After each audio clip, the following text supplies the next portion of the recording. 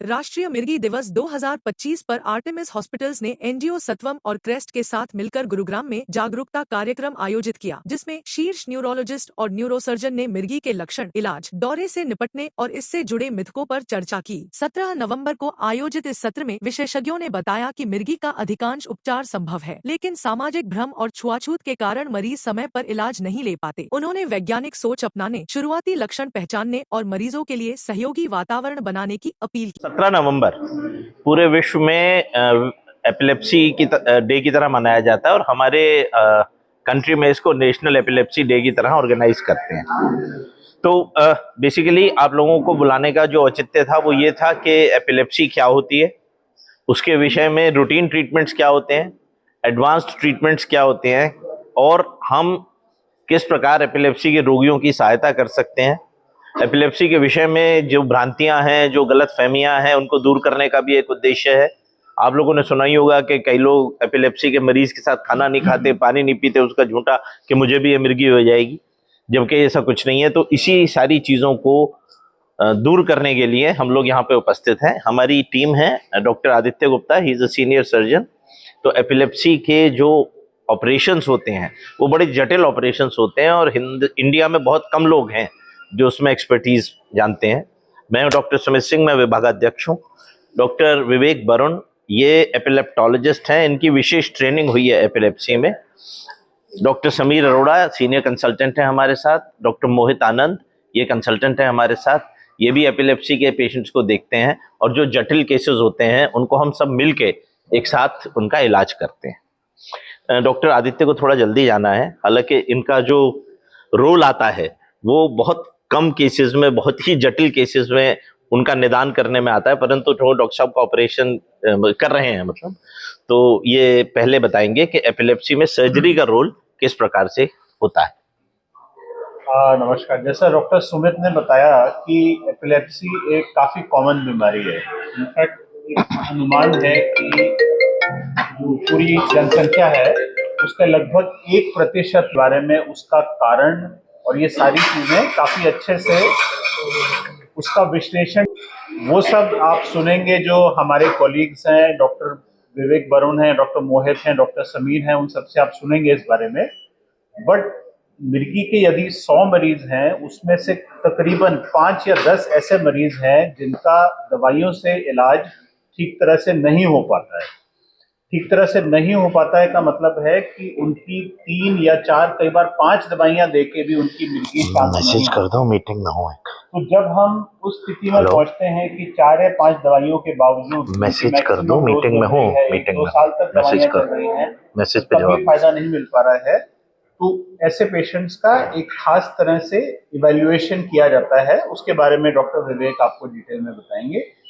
और neurology team, doctor Sumit, doctor Vivek, doctor Mohit, doctor Samir, इन सब की इवैल्यूएशन के बाद पेशेंट हम आपस में डिस्कस करते हैं और उसमें से कुछ पेशेंट ऐसे होते हैं जिसमें बहुत हाई चांस है कि हम इनको ऑपरेशन से, मिर्गी से मतलब मुक्त कर सकते हैं। तो अगर आप अंदाजा लगाएं कि मिर्गी के 100 पेशेंट में से 5 या 10 इस तरह से निकले और उसमें से टेस्ट करने के बाद 100 में से 2 या 3 पेशेंट ऐसे निकलेंगे जिनका हम ऑपरेशन से उनको बहुत अच्छा फायदा दे सकते हैं। अब जो मिर्गी के ऑपरेशन होते हैं वो जैसा डॉक्टर सुमित ने बताया, वो एक सिंपल ऑपरेशन नहीं है कि हर मिर्गी के लिए एक ऑपरेशन कर दिया और वो कामयाब हो गया। तो मिर्गी के लिए जो हम ऑपरेशन करते हैं वो 2-3 प्रकार के ऑपरेशन होते हैं। एक प्रकार का ऑपरेशन वो हुआ कि न्यूरोलॉजी टीम ने आइडेंटिफाई किया कि दिमाग के इस हिस्से से मिर्गी बन रही है और हमने मैपिंग, इंट्रा ऑपरेटिव मैपिंग करके उस हिस्से को सेफली निकाल दिया, उसके बाद मिर्गी ठीक हो। दूसरी तरफ नहीं होता है, तो उन केसेस में हम इन हिस्सों को आपस में डिस्कनेक्ट कर देते हैं। तो कुछ ऑपरेशन होते हैं जिसको हम डिस्कनेक्टिव सर्जरी कहते हैं, ये दूसरी तरह का ऑपरेशन है। तीसरा और जो सबसे लेटेस्ट और जो बहुत रिसेंटली इवॉल्व हुआ है उसको हम कहते हैं न्यूरोमॉड्यूलेशन, यानी दिमाग की जो कोशिकाएं होती हैं जो मिर्गी की एक्टिविटी को शरीर तक, नीचे तक प्रभावित करती हैं। दिमाग में कुछ सेंटर हैं जिनसे वो प्रक्रिया पास थ्रू करती है, तो उसमें हम वायर डाल के उन एरियाज़ की एक्टिविटी को चेंज कर देते हैं। सो इसके दो कॉमन एग्जांपल हैं। एक है वेगस नर्व स्टिमुलेशन, जिसमें हम पेसमेकर लगाते हैं और वेगस नर्व जो गर्दन में मौजूद होती है उसमें हम एक वायर डाल देते हैं। वेगस नर्व से इनडायरेक्टली हम ब्रेन को स्टिमुलेट करते हैं और उससे 100 में से 50 लोगों को बहुत बढ़िया फ़ायदा मिलता है। दूसरा तरीका है डीप ब्रेन स्टिमुलेशन। आमतौर पे आपने डीप ब्रेन स्टिमुलेशन का नाम पार्किंसन डिजीज़ के लिए सुना होगा, बट एपिलेप्सी के कुछ पेशेंट्स में डीबीएस के बहुत अच्छे रिजल्ट हैं, खासकर जिनके दिमाग में एपिलेप्सी दोनों तरफ और कई एरिया से बन रही है। तो नेचुरली उसमें हम ना तो डिस्कनेक्शन वाला ऑपरेशन कर सकते हैं, ना हम उसमें निकालने वाला ऑपरेशन कर सकते हैं कि हमने गलत हिस्से को निकाल दिया जो एपिलेप्सी बना रहा था। तो डीप ब्रेन स्टिमुलेशन का भी इन सिलेक्टेड एपिलेप्सी वाले पेशेंट्स में बहुत अच्छा नतीजा है और कंट्री में हमारा इस एरिया में अमंग दी लार्जेस्ट एक्सपीरियंस है। इस तरह के बहुत ही रेयर ऑपरेशन हम तकरीबन 15 ऑपरेशन हमारी टीम कर चुकी है, जो कि इंडिया में one of the highest numbers है। तो यदि कोई सवाल है एपिलेप्सी के ऑपरेशन के बारे में तो मैं आपका जवाब किस स्टेज में ऑपरेशन कंपल्सरी होता है? हाँ, तो देखिए उसमें क्या स्टेजेस होती हैं और उस स्टेज के टेस्ट क्या क्या होते हैं वो आपको डॉक्टर सुमित और इनके कॉलीग उसके बारे में बताएंगे। तो मैंने जो अभी आपको बताया ये एपिलेप्सी की सर्जरी के बारे में बताया, जो हम बहुत सिलेक्टिवली करते हैं। अप्रॉक्सीमेटली आप मान के चल सकते हैं 100 एपिलेप्सी के मरीज अगर इस हॉस्पिटल में आते हैं तो उनमें से 1 या 2 का ऑपरेशन होता है। उस टाइम पर लोग कहते हैं कि दोबारा ठीक हो जाएगा। वो सारी बातें होंगी सर, सिर्फ ऑपरेशन से डॉक्टर साहब को ऑपरेशन करने के लिए ऑपरेशन में क्वेश्चन है कि उसी से संबंधित प्रश्न पूछे, सारे उत्तरों सवालों के उत्तर मिलेंगे। तो जो आपका सवाल है किस स्टेज पे ऑपरेशन होता है, उसके 2 पार्ट्स हैं। एक तो पार्ट है और जो डॉक्टर विवेक अभी डिटेल में बताएंगे कि किस स्टेज मिर्गी की किस स्टेज में हम उसको कहते हैं भाई ये तो लाइलाज मिर्गी है, इसका 3, 4, 5 दवाइयों से भी इलाज नहीं हो पा रहा, तो फिर ऐसे पेशेंट के लिए और कोई ऑप्शन रह नहीं जाता है, क्योंकि आप मान के चलिए 4 दवाइयाँ मैक्सिमम डोज पे खा रहे हैं और तब भी मिर्गी पड़ रही है, तो फिर उसमें सवाल उठता है कि 4 दवाइयों के साइड इफेक्ट क्यों भुगतना है पेशेंट को अगर उससे फ़ायदा ही नहीं मिल रहा है। तो उस स्टेज पे हम चेकिंग स्टार्ट करते हैं, एपिलेप्सी की इवैल्यूएशन स्टार्ट करते हैं कि क्या हम इस पेशेंट का ऑपरेशन से मदद कर सकते हैं। तो वो स्टेज होती है एपिलेप्सी की जब हम ऑपरेशन के बारे में सोचते हैं। सर ऑपरेशन के दौरान क्या चैलेंज आपके सामने? देखिए ऑपरेशन के में जो मेन चैलेंज है, एपिलेप्सी एक एक्टिविटी नहीं है, एक्चुअली एक नेटवर्क है। एपिलेप्सी की एक्टिविटी शुरू एक जगह से होती है पर वो दिमाग के एक नेटवर्क में फैलती है।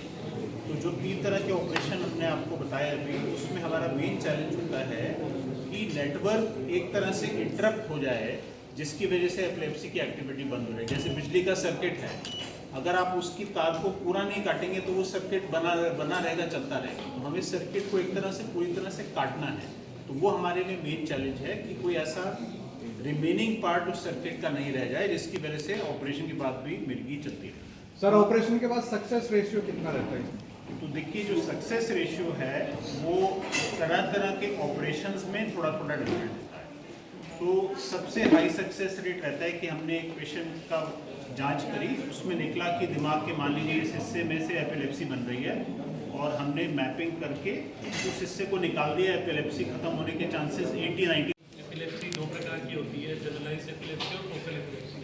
जैसे कि सारे ब्रेन में एक साथ करंट टूट रहा है, बेसिकली हम स्पार्किंग या शॉर्ट सर्किटिंग के कोरिलेशन करके सकते हैं कि एपिलेप्सी में अंदर होता क्या है बेसिकली ब्रेन में। तो शॉर्ट सर्किटिंग से स्पार्किंग होती है तो उससे पूरी बॉडी में करंट फैलता है, तो पूरी शरीर के झटके आते हैं। तो एक पार्ट से हो सकता है कि या पूरी ब्रेन में एक साथ झटके आते हैं।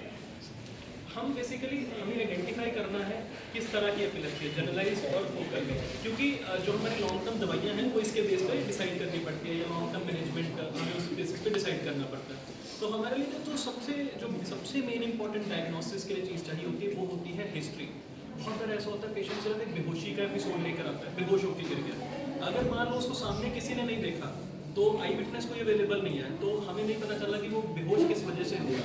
इसी के मिलती जुलती एक चीज़ होती है सिंकोप, जिसमें थोड़ी देर के लिए ब्लड सप्लाई कम हो जाती है, उसमें भी पेशेंट बेहोश होकर गिर जाता है, पर उसमें आमतौर पर बॉडी लूज रहती है। मिर्गी वाले पेशेंट में जनरली जब एपिसोड होगा तो बॉडी टाइट होगी, उसे झाग आएगी, साइड से जीभ कटती है या लैट्रिन पेशाब कपड़े में हो जाता है, और कुछ जब उठता भी है पेशेंट तो कुछ देर तक सुस्त रहता है। तो हिस्ट्री या मान लो कई बार हम देखते हैं, कई बार किसी जगह पे सीसीटीवी कैमरा लगे होते हैं तो उसमें वो रिकॉर्ड हो जाता है इवेंट, वो हमें काफ़ी हद तक हिंट दे पाता है कि ये एक्चुअल में दौरा ही था। कई बार आई विटनेस नहीं है, बाथरूम में हुआ, नहीं एपिसोड मिलता कि किस वजह से हुआ। तो सीजर और सिंकोप की डिफरेंशिएशन करनी बड़ी ज़रूरी हो जाती है, क्योंकि सिंकोप में आपको दौरे की दवाई की ज़रूरत नहीं है, एपिलेप्सी में आपको दौरे की दवाई की ज़रूरत है। अब जैसे हमने हिस्ट्री मिली, अटेंडेंट्स ने बताया कि ये क्लासिकली दौरे जैसा बताया कि ऐसे हुआ था। चल हो रही है, पूरी बॉडी में मूवमेंट हो रहा है, तो आपको किसी पेशेंट को अगर किसी टाइम पे कोई दौरा आ रहा है तो उसको पकड़ना नहीं, उसको रोकने की कोशिश नहीं करनी, उसके आसपास से जो सेफ्टी है उसको रखना है कि आसपास कोई चीज़ है जिससे चोट लग सकती है, वो पेशेंट किसी ऐसी जगह पे है जहाँ पे उनको गिर के चोट लग सकती है, सीढ़ियों पे है, कहीं पे, उनको एक सेफ जगह पे ले आना है, ठीक है। ऐसी जगह पे ले आना है जहाँ पे उनको चोट वगैरह ना लगे और आसपास से कोई नुकीली चीज़ें हैं, कोई हार्मफुल चीज़ें हैं तो वो हटा देंगे। ज़्यादातर लोग सोचते हैं कि जबड़ा बीच रहा है, जबड़ा टाइट हो रहा है तो मुंह में कुछ डाल दें, कोई स्पून डाल दें या फिंगर से उसको खोलने की कोशिश करेंगे, बट ऐसा नहीं करना। अगर आप ऐसा करेंगे, स्पून डालेंगे तो दांत टूट सकता है, आप अपनी उंगली डालेंगे तो आपकी उंगली भी कट सकती है।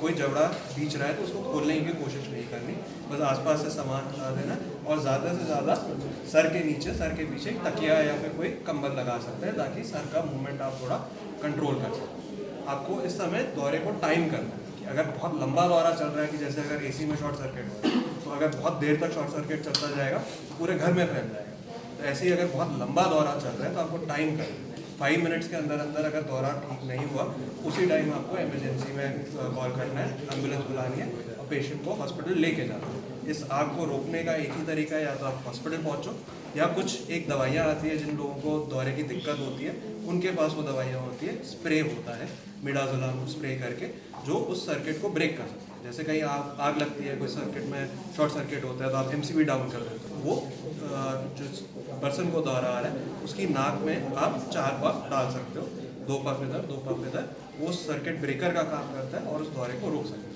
जब दौरा रुक जाता है तो आपको ये करना है कि पेशेंट को एक करवट कर देना है ताकि जितना भी थूक बलगम जो भी आ रहा है वो बाहर की तरफ निकले और वो फेफड़ों के अंदर ना जाए, चाहे वो खून हो चाहे बलगम हो। एक्चुअली हमारे मरीज को बार दौरे आने का टेंडेंसी होता है, तो दौरा एक सिम्टम है, एपिलेप्सी बीमारी का नाम है। कई बार लोग कंफ्यूज हो जाते हैं कि हाँ एपिलेप्सी और दौरा दोनों कंफ्यूज करते हैं। स्टडीज में शो किया है कि लगभग 10 में से 1 मरीज को लाइफ टाइम में कोई ना एक बार दौरा पड़ेगा, बट उस एक दौरा को आप एपिलेप्सी नहीं कह सकते। अगर किसी मरीज को बार बार दौरा पड़ता है तो एटलीस्ट 2 बार दौरा पड़े तो उस पेशेंट को आप एपिलेप्टिक कह सकते हैं। और जहाँ तक बात रहा कितने प्रकार के दौरे होते हैं, दौरा बेसिकली 2 प्रकार का होता है। एक तो होता है जनरलाइज, जिसमें कि दौरे आपके ब्रेन के सारे हिस्सों से एक साथ प्रोड्यूस होता है, और एक होता है फोकल, जो आपके ब्रेन के किसी एक हिस्से से स्टार्ट होकर फिर आपका एपिलेप्सी प्रोड्यूस हो रहा है। जो जनरलाइज सीजर्स होते हैं उसके कॉमन सिम्टम क्या होते हैं, जैसे मरीज बेहोश हो जाता है, हाथ में एक्शन हो जाती है, थोड़ी सी वाइब्रेशन होती है, आँख में ऊपर चली जाती है, किसी में टंग बाइट होता है, किसी में यूरिन भी निकल सकता है। कई बार तो जनरलाइज एपिलेप्सी होती है जो कि स्कूल चिल्ड्रन में मिलता है, जिसको एब्सेंस सीजर आपने सुना होगा। बच्चा बैठा हुआ है, अचानक बात करते करते थोड़ी देर के लिए ब्लैंक हो गया, थोड़ा सा जिसको डे ड्रीमिंग से कंफ्यूज करते हैं, हाँ बात करते करते थोड़ी देर हाँ गुम हो जा रहा है। कई बार सब सोचते हैं कि वो अटेंशन कम है, लेस अटेंटिव है, बट वो भी एक तरीके का दौरा होता है इसमें कि बच्चा कई बार होता है, जनरली 4 से 10 साल की उम्र में होता है। फोकल एपिलेप्सी जैसा कि मैंने बताया ब्रेन के किसी एक हिस्से से उठता है, वो आपके कौन से हिस्से से उठ रहा है